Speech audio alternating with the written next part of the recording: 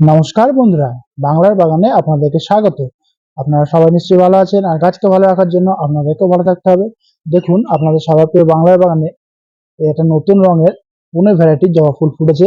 গতকাল যেহেতু বৃষ্টি হয়েছে, পাপড়ির উপরে দেখেন জল কিন্তু দাঁড়িয়ে রয়েছে।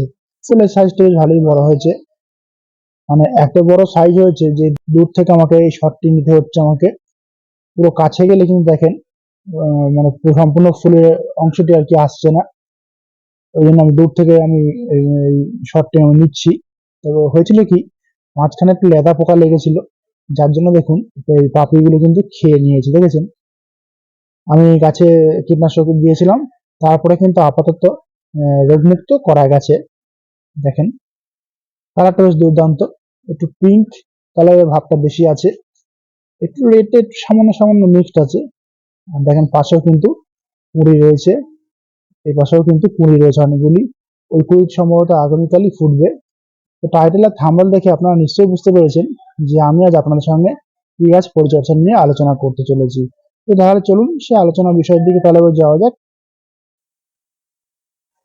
দেখুন, আপনাদের সবার প্রিয় বাংলার বাগানে এই বুগনভিলা গাছটি দেখেন, মানে বুশি ভালো বেশ তৈরি করতে পারেনি, লম্বা লম্বা বেশ ভালো ডাল বেরিয়ে গেছে। আর কয়েকটা গাছকে কিন্তু আমি সদ্য বসিয়েছি, আপনাদের আমি দেখাচ্ছি। দেখেন এখানে একটি গাছ রয়েছে, এর পাশেই দেখেন আরেকটি গাছ রয়েছে, পিছন দিকে আরেকটি গাছ রয়েছে। মোট 5টি গাছ আমি নতুন করে বসিয়েছি। এই গাছের কাটিংগুলি কিন্তু আমি নিজেই তৈরি করেছি। আপনারা নিশ্চয়ই দেখেছেন, আমার চ্যানেলে ভিডিও দেওয়া আছে যে এই গাছের কাটিং আপনারা এই বর্ষার সময় সহজে কিভাবে আপনারা তৈরি করবেন আপনারা নিজের হাতে দিয়ে। আপনারা কি করবেন, কি পরিচর্যা করবেন, সবই দেওয়া আছে। তো দেখুন গাছগুলি বেশ ভালোই কিন্তু বড় হয়েছে।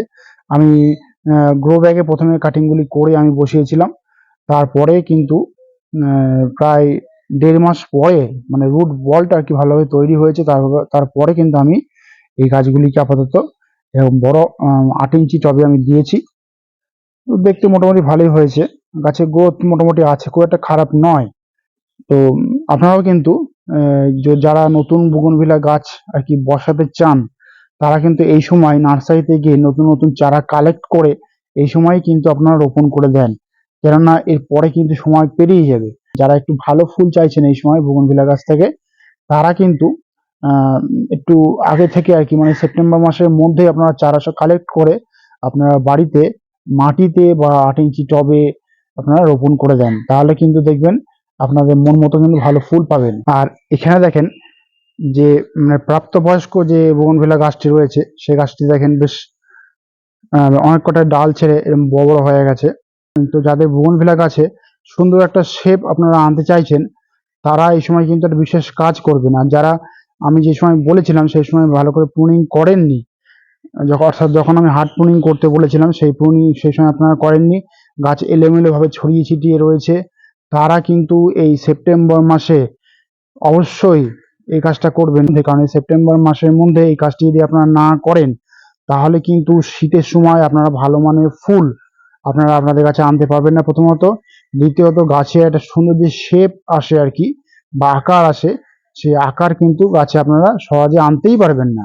সেই জন্য বলছি এই সেপ্টেম্বর মাসের মধ্যে কিন্তু আপনারা এই গাছগুলিকে কাটাই ছাঁটাই করে দেবেন। দেখুন আমার এখানে বেশ অনেক কয়েকটি গাছই কিন্তু বেশ মানে একটা এলোমেলো হয়ে গেছে, ঝোপালো ভালো ঠিক আসেনি, কারণ এই বর্ষার মধ্যে কিন্তু আমি কাটা ছাঁটাই আমি করছি না। তবে এই সেপ্টেম্বর মাসের মধ্যে কিন্তু আমাদেরকে কাটা ছাঁটাইটা করতে হবে, সেই জন্য আমাদেরকে এই সময় একটি বিশেষ পরিচর্যা এই গাছকে করতে হবে। এই দেখেন নতুন নতুন ব্রাঞ্চ কিন্তু ছাড়তে শুরু করে দিয়েছে। আমি যদি কাটা ছাঁটাই না করি না, তাহলে কিন্তু ওই ব্রাঞ্চগুলি থেকেই নতুন ব্রাঞ্চ বেরোবে এবং আরো দেখতে খারাপ হয়ে যাবে। সেই জন্য বলছি, আপনাদের যাদের কাছে নতুন ভালো শেপ আসেনি, তারা কিন্তু এই কাটা ছাঁটাটা এই সময় অবশ্যই করবেন। তো আমি আপনাদেরকে দেখাচ্ছি এই সময় কিভাবে আপনারা কাটা ছাঁটাটা করবেন এবং কিভাবে রাউন্ড শেপ একটা আপনাদের বগনভিলা গাছে আনবেন। দেখুন প্রথমে আপনারা করবেন কি, এরকম একটা ভালো মানে আর কি কাটা নিয়ে নেবেন। কাটারটাকে আপনারা স্যানিটাইজ করে নেবেন, আপনারা মানে রোগমুক্ত করে নেবেন।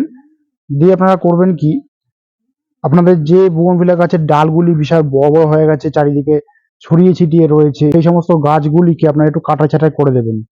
তাহলে দেখবেন নতুন নতুন ব্রাঞ্চ ভালোভাবে পাবেন আপনারা। এবং নতুন যে ফুলগুলো আসবে শীতের সময় বিশেষ করে ভালোভাবে ফুলটা যখন ধরবে, দেখতে বেশ সুন্দর লাগবে তখন গাছগুলিকে। গাছে ফুল আসলে একটা শেপ তো ভালোভাবে দিতে হবে, তা নাহলে কিন্তু বেশ ভালো মানে দেখতে লাগবে না।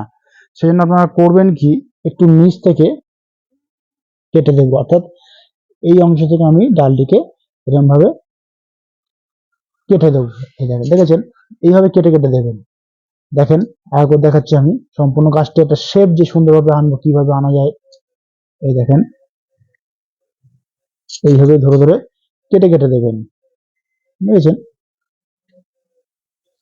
এইভাবে কেটে কেটে দেবেন যাতে সুন্দর একটা আকার আর কি আনা যায় এই বুগনভিলা গাছে। আর এখন কিন্তু হার্ড প্রুনিং কখনোই আপনারা করবেন না, কেননা হার্ড প্রুনিং করার সময় কিন্তু অলরেডি পেরিয়ে গেছে। দেখেন নিচের দিকে যে ডালগুলি রয়েছে একটু কাটাছাটা করে দিলে ভালো লাগবে দেখতে, একই সঙ্গে গ্রোথ নেবে। ডালগুলি আর কি একটু কাটাছাটা সেখানে করতে হবে। এই দেখেন, দেখেছেন? দেখেন এই একটা ডালও রয়েছে এইভাবে। ব্যাস, সম্পূর্ণ গাছটি দেখেন দেখতে কিন্তু পুরো অন্যরকম হয়ে গেল। হুম, তবে একদিকে খুব ভালো হবে, দেখতে খুব ভালো লাগবে যখন বেশ নতুন নতুন ব্রাঞ্চ ছাড়বে আর কি।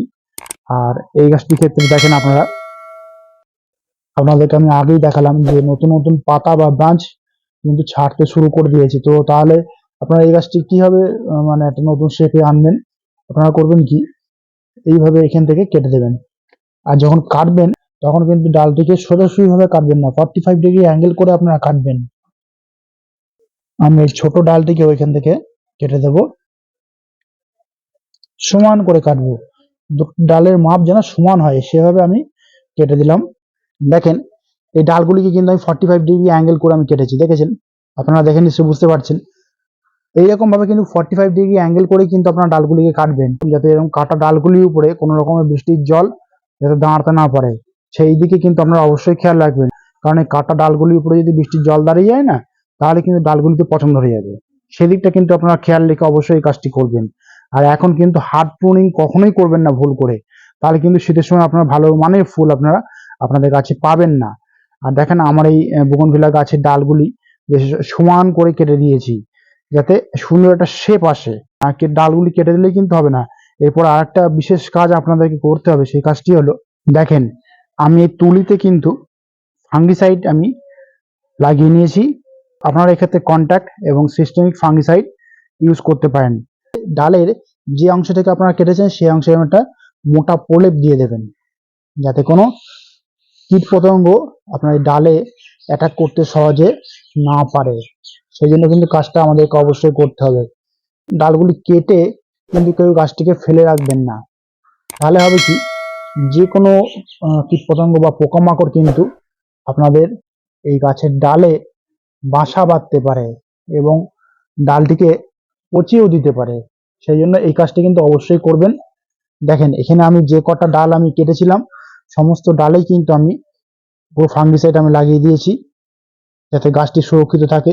এবং এই কাজটি কিন্তু আপনারা অবশ্যই করবেন, কারণ এই কাজটি না করলে মানে গাছের উপরে কিন্তু রোগ পোকামাকড়ের তো অ্যাটাক হবেই, আর তার সঙ্গে সঙ্গে কিন্তু ওই ডালেও কিন্তু রোগ পোকামাকড় অ্যাটাক করে দেবে এবং ডালটিকে পচিয়ে দেবে, আগেই বললাম আমি।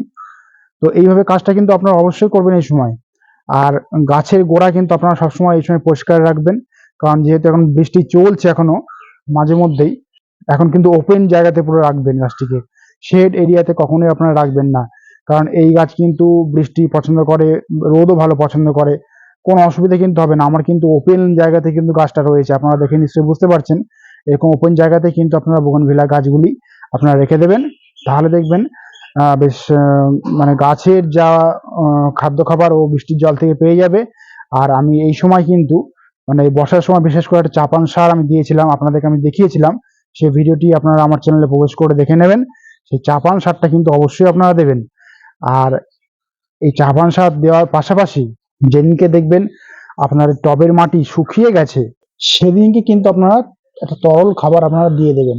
আর একটা কাজ করবেন কি, 12-61-0 এই গাছে একটু স্প্রে করে দেবেন সামান্য পরিমাণে নিয়ে, মানে 1 লিটার জলে 1 গ্রাম মতো নিয়ে এই গাছে স্প্রে করে দিতে পারেন। ইমিডাক্লোপিড জাতীয় যে কোনো একটা কীটনাশক আপনারা এই বুগনভিলা গাছে স্প্রে করে দেবেন, কেননা ডাল কাটাছাড়াই করেছি, নতুন নতুন ব্রাঞ্চ কিন্তু বের হবে। সেই নতুন নতুন ব্রাঞ্চ বার হলে কীটপতঙ্গগুলো চেষ্টা করবে নতুন যেসব পাতা আর কি বার হচ্ছে সেই পাতাগুলিতে অ্যাটাক করতে। সেই জন্য ইমিডাক্লোপিড জাতীয় কীটনাশক আপনারা আপনাদের গাছে স্প্রে করে দেবেন, তাহলে গাছটা দেখবেন সেফটি থাকবে। প্রুনিং করার পর কি কি করতে হবে এই গাছে সমস্ত কিছুই আমি আপনাদেরকে বললাম। আপনারা সম্পূর্ণ ভিডিওটি দেখে নিশ্চয়ই বুঝতে পেরেছেন। আপনারা ঠিক সেই কাজগুলি আপনারা অবশ্যই ফার্স্ট স্টেপে আপনারা করবেন, তাহলে দেখবেন আপনাদের গাছকে কিন্তু আপনারা খুব সহজেই দ্রুত আর কি ঝোপালো করতে পারবেন। তো বন্ধুরা আজ এই পর্যন্তই। আর আমার এই ভিডিওটি যদি আপনাদের ভালো লাগে তবে লাইক করবেন, গাছপ্রেমী বন্ধুদের মধ্যে শেয়ার করবেন এবং আমার চ্যানেলটিকে সাবস্ক্রাইব করে বেল আইকনটিকে প্রেস করে অল নোটিফিকেশনটিকে প্রেস করে রাখবেন, যাতে নিত্য নতুন ভিডিওগুলি আপনাদের কাছে খুব সহজেই পৌঁছে যেতে পারে।